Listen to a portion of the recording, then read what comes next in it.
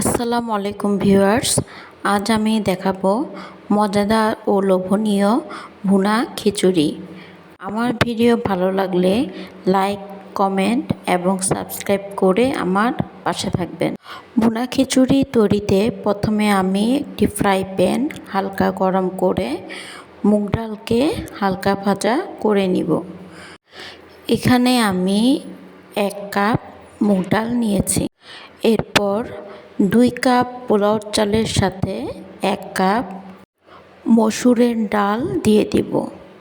এরপরে ভেজে রাখা মুগ ডালগুলো চালের সাথে দিয়ে দিব। এরপর বেশ কিছুক্ষণ ধরে চাল এবং 2 ধরনের ডাল ভালোভাবে মিশিয়ে নিব। ডাল এবং 2 ধরনের ডালকে কিছুক্ষণ মিশিয়ে নিয়ে পানিতে ধুয়ে ছেঁকে নিব। এবার একটি ফ্রাই প্যান গরম করে পরিমাণ মতো তেল নিয়ে 1 কাপ পেঁয়াজ কুচি দিয়ে দিব। এই পেঁয়াজ কুচি ভালোভাবে নেড়েচেড়ে আমি বেরেস্তা তৈরি করে নিব। আমার বেরেস্তা রেডি। এখন খিচুড়ি রান্নায় যে মশলাগুলো লাগছে, 1 টেবিল চামচ আদা বাটা, 1 টেবিল চামচ রসুন বাটা, তেজপাতা 2টি, দারচিনি 3টি, 4টি এলাচ, 1 চা চামচ জিরার গুঁড়া, 1 টেবিল চামচ হলুদের গুঁড়া, 1 টেবিল চামচ মরিচের গুঁড়া, 1 চা চামচ গরম মশলার গুঁড়া।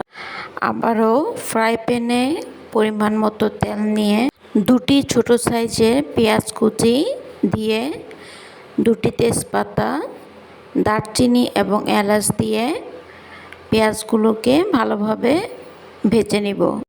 পেঁয়াজ, তেজপাতা, দারচিনি ভাজা হয়ে এলে দিয়ে দেব আদা বাটা, রসুন বাটা দিয়ে আরও কিছুক্ষণ নাড়াচাড়া করব। এরপরে দিয়ে দিব বাকি মশলা।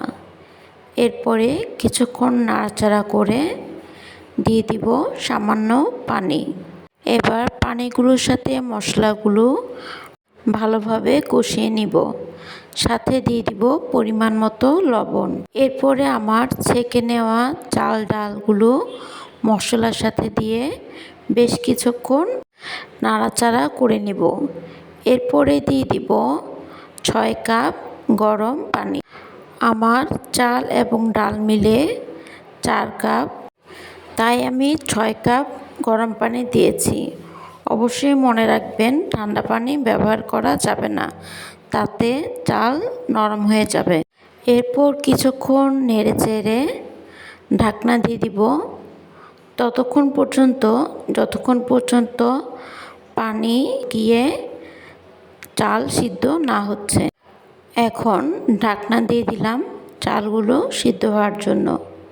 দেখুন আমার পানি শুকিয়ে চাল সিদ্ধ হয়ে এসেছে। এই পর্যায়ে দিয়ে দিব 4-5টি কাঁচামরিচ।